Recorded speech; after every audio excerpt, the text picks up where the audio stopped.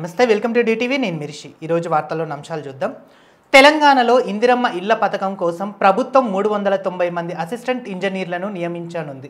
వచ్చే నెల నుంచి వీరు విధుల్లో చేరనున్నారు. ఇళ్ల లబ్ధిదారులకు ప్రభుత్వం 4 దశలో 5 లక్షలు అందించనుండగా ఇంటి నిర్మాణాన్ని బేస్మెంట్ వరకు పూర్తి చేసిన వారికి తొలి ₹1,00,000 జమ చేస్తారు. అయితే ఏఈలు ఇల్లు బేస్మెంట్ పరిశీలించి సర్టిఫైడ్ చేసిన తర్వాతే డబ్బులు జమ అవుతాయని అధికారులు చెబుతున్నారు.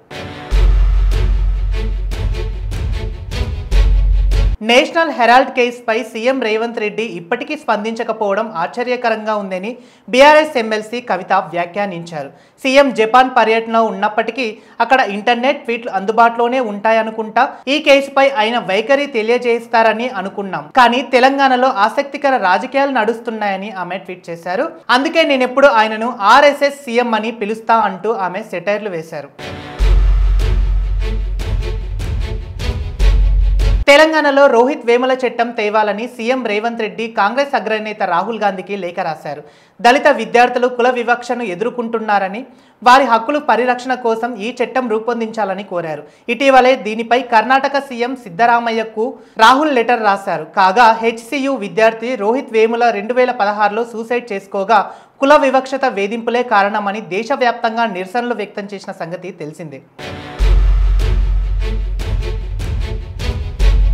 తెలంగాణలో యాసంగి సీజన్ రైతు భరోసా కింద పెట్టుబడి సాయం త్వరలోనే రైతుల ఖాతాలో జమ చేసేందుకు ప్రభుత్వం కసరత్తులు చేస్తుంది. 4 ఎకరాల లోపు రైతులకు ఇప్పటికే సాయం అందగా ఆపై ఉన్న రైతులందరికీ పూర్తి స్థాయిలో రిలీజ్ చేయనున్నారు. ఇందుకోసం 4,000 కోట్లు అవసరమని అధికారులు అంచనా వేశారు. నిధులు సర్దుబాటు అనంతరం డబ్బులు జమ చేయడంపై ప్రభుత్వం ప్రకటన చేసే అవకాశం ఉంది. ఇక మరో అంశం చూస్తే, కుటుంబంతో కలిసి యూరప్ పర్యటనకు వెళ్లిన సీఎం చంద్రబాబు ఇవాళ అర్ధరాత్రి ఢిల్లీకి చేరుకోనున్నారు. రేపు ఢిల్లీలో పలువురు కేంద్ర మంత్రులతో ఆయన భేటీ కానున్నారు. సిఆర్ పాటిల్, నిర్మలా సీతారామన్తో సమావేశం అవుతారు. బనకచెర్ల ప్రాజెక్టుతో పాటు పలు అంశాలపై చర్చిస్తారని సమాచారం.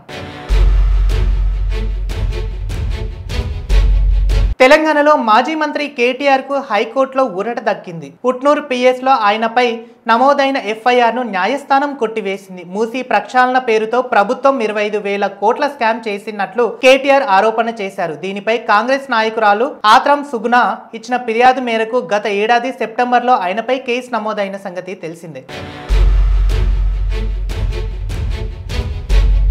నిజామాబాద్లో రైతు మహోత్సవం జరిగే ప్రాంతంలో గందరగోళం నెలకొంది. సమాచారం లోపంతో మంత్రులు ప్రయాణించిన హెలికాప్టర్ రైతు మహోత్సవ గుడారాలు ఉన్న చోట ల్యాండ్ అయ్యింది. ఆ సమయంలో వచ్చిన భారీ గాలికి ఫ్లెక్సీలు, గుడారాలు ఎగిరిపోయాయి. దీంతో అక్కడున్న నేతలు, రైతులు భయంతో పరుగులు తీశారు. స్వాగతం వేదిక కుప్పకూలడంతో పలువురు పోలీసులకు గాయాలైనట్లు తెలుస్తోంది.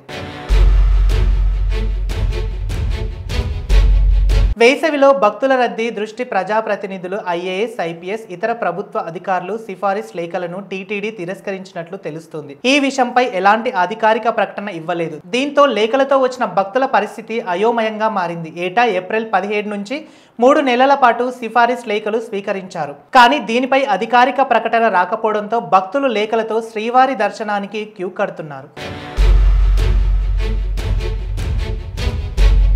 హైదరాబాద్ నగరంలో 3 రోజుల పాటు మద్యం దుకాణాలు బంద్ కానున్నాయి. ఈ నెల 23న హైదరాబాద్ స్థానిక సంస్థ ఎమ్మెల్సీ ఎన్నికల నేపథ్యంలో నేటి నుంచి 3 రోజులు ఏప్రిల్ 23 వరకు వైన్ షాపులు, మద్యం దుకాణాలు మూతపడనున్నాయి. నేడు సాయంత్రం 4 గంటల నుంచి బుధవారం సాయంత్రం 6 గంటల వరకు మద్యం దుకాణాలు మూసివేయాలని నగర పోలీసులు ఆదేశించారు. ఇది ఇవాల్టి బులెటిన్ న్యూస్. చూస్తూనే ఉండండి డిటీవీ.